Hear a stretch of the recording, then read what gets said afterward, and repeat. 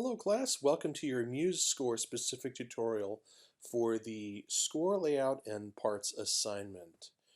Alright, so this is a supplement to the master video that you'd watched in which a lot of this was being demonstrated in Sibelius, but there's a few unique points in MuseScore that I thought would be important to go over here. So first of all, I think it's going to be a lot easier for us to visualize the template, and here's what you're given. I think it's going to be a lot easier for us to visualize just starting with 4 measures at a time. It's standard, and it works really well with the form because we've got a 12-bar blues, so it divides really nicely. So the first thing I'm going to do is I'm just going to go to Format here at the top, and then Add and Remove System Breaks. So this is similar to Make Layout Uniform in Sibelius. We're going to just make sure that break systems every 4 measures is indeed highlighted, and we're going to say, okay, so yeah, already it's going to be a lot easier for us to place elements of the form, double bar lines, the sign, the returns, the coda, all that kind of stuff. So before I do that, there's one articulation that we need to add here. You're not responsible for adding all those to the notation here, but there is one spot that's going to be critical. That's at the very end here. You're going to have to insert a fermata above both the guitar and bass parts. Let me show you how to do that. So you're going to go to View, assuming you don't already have it up, your palettes. And then from here, you'll have your articulations palette. The very, very first item by default is fermata above. So just click and drag that to the guitar, and then clicking and dragging to the bass. All right, so now that is done. Now we got to deal with the form of all of this. So let's go ahead and drop our double bar lines in place. Again, those are available from the palettes. And sometimes what I'll see happen is sometimes I'll see a glitch whereby one of these disappears after I drag it out. But for now, I'm just going to drag my double bar line to the end, or just to measure 4, and so far so good. If you do ever have this disappear after dragging it, you can come to the 3 dots and select Reset Palette, and it should fix everything again. But so far so good. Let's go ahead and place our next one. It's going to be right before the solo section, which currently is on page 2. So I'm going to, again, drag this double bar line right here. And then we're going to need to have one right before the DS Coda. So that's going to be right here at the end of the end of the solo section, where the chord changes end for the guitar and the bass. So again, a double bar line here. Okay, we're not using the repeat bar that's in Lindsay's text because we're just not repeating this section. All right, let's enter our rehearsal marks next. So we've got just 2. Okay, now Gary Lindsay gives us several. He gives us one for measure 5 and one for, I think, the beginning of the solo section. There's another one, but we're just going to do A and B. So the easy, short way of doing this would just be to click on this 8th rest here in measure 5 and to do Command or Control M for marker, and then capital A. Okay, that's our first marker. Okay, we don't mark the introduction per page 37 of Lindsay. And then we need to drop another one right here at the beginning of the solo section. So I'm just going to click on this first slash. Again, Command or Control M and capital B gives us that. All right, let's enter our text and roadmap signage. We've got our sign that happens at rehearsal A. So you'll see towards the bottom, we've got repeats and jumps palette. So from the repeats and jumps palette, we want to get the segno or sign, and I'm going to click and drag that up into this measure. And by default, it's really tiny. So what I would say is to bring up the inspector, so View, Inspector, and I think I click the up arrow for size about 9 times. So that's looking pretty good, and that'll look good in the parts as well. Okay, and of course that'll appear in the parts as well because of the type of element that it is. So we'll see it in both the guitar and bass parts, not just the guitar part. And we've got our next thing that we're going to have to enter would be our to Coda text, and that's going to land right here at the end of measure 14. I like this a lot in MuseScore. They give us the last option of repeats and jumps is more, and they give us this 2 and then the Coda symbol. This is fantastic because generally if we just use to Coda, the problem with doing that is it's really nebulous as to where we actually jump there. I mean, you can see if I drag this text here, It's like, well, there's text here around beat 3.5. So the way around that, again, I like that we've got this, is this more, and just click and drag this to Coda to this measure.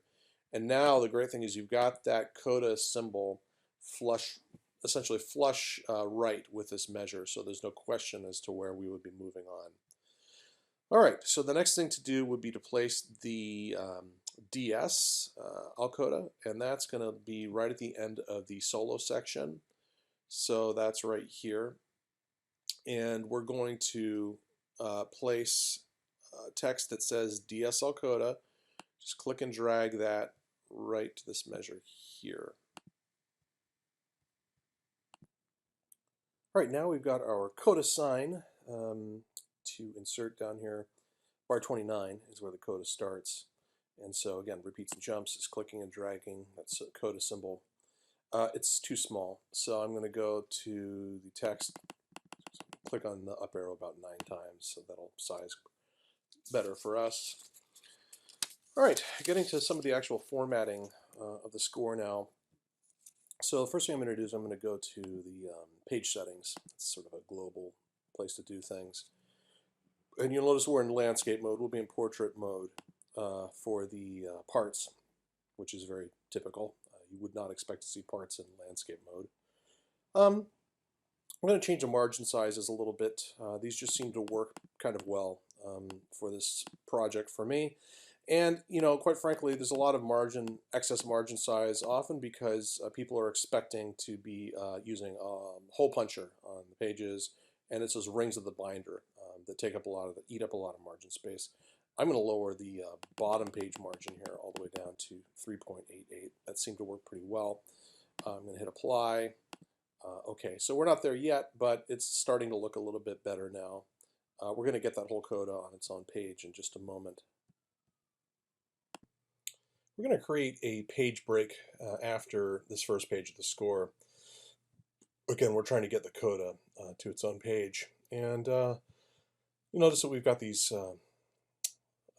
breaks and spacers in MuseScore. So what we're going to do is we're going to force a page break here instead of just using this.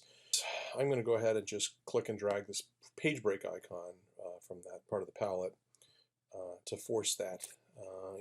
And the reason I'm doing that is because I'm going to do it again. And if I hadn't done that, I get a weird number of systems on a page of the score. So I'm going to do this again at the end of page 4 again to force this so that it is locked essentially. And you can see now the Coda is on its own page. It's really common to have fewer numbers of systems on a page 1, whether it's a part or a score, and that's because of the title. The title is big text and it just occupies a lot of space. So it's a little foolish looking right now. I've got all this space between these systems and then not nearly as much space between these systems. So to begin to equalize that a little bit, I'm just going to click on the title here basically. It's going to start this frame. And I've got this little handle. I'm just going to pull that down a little bit to sort of equalize that distance a little bit better. Something else that I'm looking at right now, these chords are a little bit high in relation to this staff for the bass. Also, of course, we also have the issue of this linear chord. So the linear chords are fine for this assignment. So you don't have to get them stacked. That would resolve this collision with a bar line though. So I'll leave that up to you. I'm going to leave that alone for now. However, I do want to bring the chords down somewhat vertically. So I'm going to go to Style, Format rather, Style. All the way at the bottom we get Text Styles, and then chord symbol. And I'm going to change this offset. There we go, until -1 space. Okay, so that's a good distance to have them away from the system, for example. I'd like to make an adjustment to the staves with respect to each other. Now, I could do this individually using the spacers, which we'll do later maybe with the Coda, but it's going to take a long time.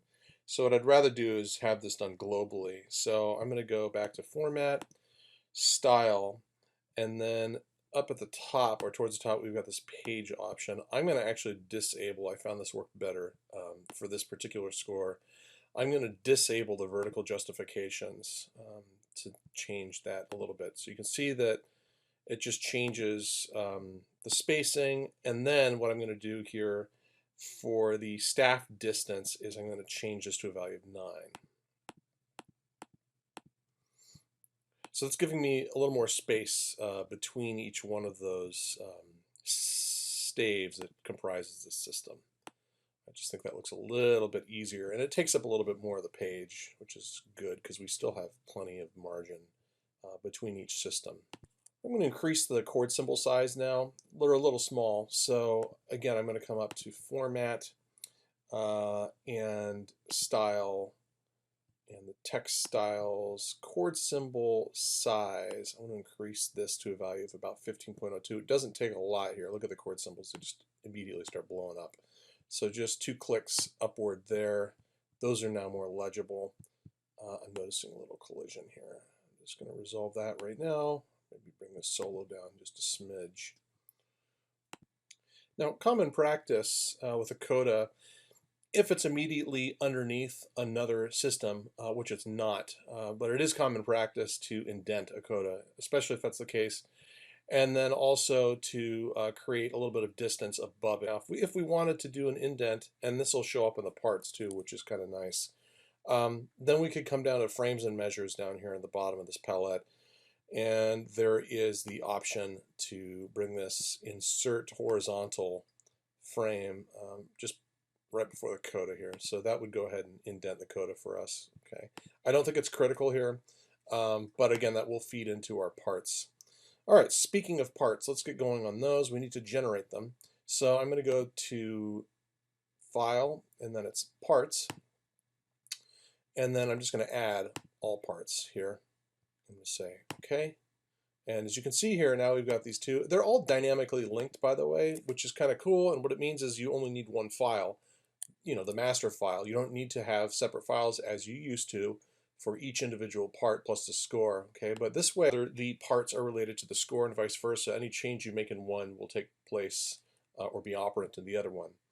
All right, so the first thing I'm going to do here is the same procedure I did where I want 4 bars per system. But the problem is I've got this multi-measure rest, so I'm going to temporarily disable that so that I can get exactly 4. Otherwise, I'm going to get a break right here, the single bar line, which doesn't make any musical sense. So I'm going to come up to Format, Style, Score. This is temporary. I'm going to disable the Create Multi-Measure Rests. Okay, and now I'm going to come into Format, Add Remove System Breaks, and I'm going to go with that value 4 again. Okay, now we've got 4 per system, and we've got a musical break happening right there. I'm going to change the size of the side margins. They look too big to me, so I'm going to come up to Format, Page Settings. Now these page settings are specific to the part, and I'm going to reduce the sides on the odd page margins down to 10 each. You'll see that happening on both the odd and even. Hit Apply and OK, and that looks a little bit more reasonable. All right, let's re-enable our multi-rests now that we've got them. Okay, so we've got, and it would be okay to show 2 bars of rest like that. I'd say if it's more, you'd really want to have the multi-rest, but just to show you this, and this would be acceptable, we could certainly go to our style again, and then create those multi-measure rests. It's just going to basically enable them again. So that looks good. I mentioned adding some extra space above the coda system, so you can see here that they're all pretty much even. What I'm going to do is use a spacer. I could either use a down spacer from this system or an up from the coda. I'm just going to use the down one. So clicking the staff spacer down, dragging it to this system, okay, just before the coda system, and then on this little handle for that spacer, I'm just going to start dragging down until I start to see some motion like that. All of the staves above are being sort of reflown or redrawn, and yeah, that's starting to look pretty balanced now. All right, so now one thing I like to do also sometimes is to just preview. So I'll just bring up in preview on my Mac just to see how this is really looking, so I'm totally honest with myself, pretending, hey, I'm not going to be able to make any changes to this without whiting something out. So it looks pretty good. I've got 4 measures and then another one at the bottom. So I might want to change that. I might delete this, and I might put one after bar 3, for example, down there. So that would be the system break after the third, like so. And then if I wanted these measures to be a little longer, because they look shorter than the ones above, right? Then I could use the MuseScore feature of the stretch. So I could increase the layout stretch, okay, and I could do that a few times. All right, let's look at the bass part. So similar operations here. I'm going to start with the format, add, remove system breaks. Okay. Remember we changed the margins, the side margins for that last part. So I go back into page settings again, and I'm going to change these to that same value of 10 and 10. Hit apply. Okay. The indentation on the first system like this is pretty optional. So if you wanted to, you could always come to your style and score and disable that feature there. That would be fine. You'll notice when I go to the guitar part that I would actually need to do that again for the guitar part style. Disable that indentation. You'll notice that it reflows the Coda though as soon as I did that. So I might just grab the spacer here and bring it up a little tiny smidge like that. That brings that back up to that page. And I'm going to bring this subtitle text down just ever so slightly here, so there's not that collision. I'll be creating a recording of a sort of a simulation of what this would sound like played by the 4 instruments. Let's hear what we've got so far. I'm going to just start from the beginning.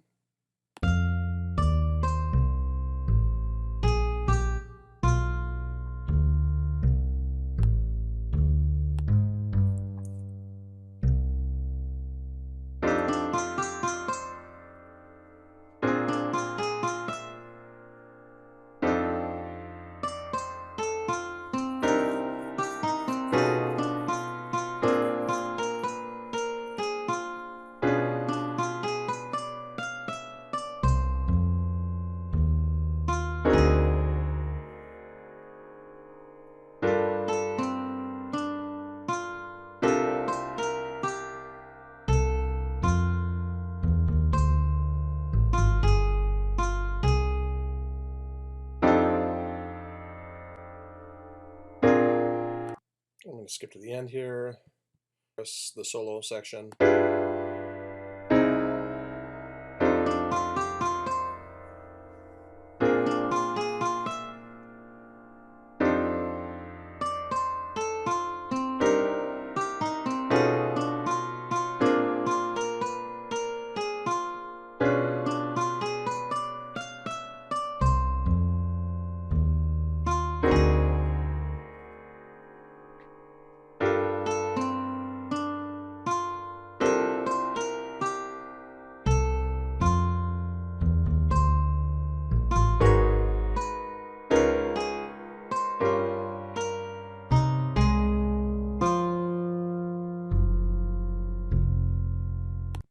And there's that type of ending that was discussed earlier in endings where we tag up by a half step. Okay, so using one of those ending techniques.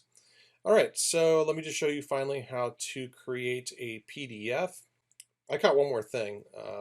Really, this walk text, I'm going to copy that. That should also be placed here for the bass. And if I go to the bass at this point, rehearsal A, you'll notice that that information is now there as well. All right, so creating a PDF with all parts, that is the 2 parts and the score, easy. We're just going to go to export, and then we're going to check all these boxes, and we want all the scores combined into one file because that's what you're going to be turning in.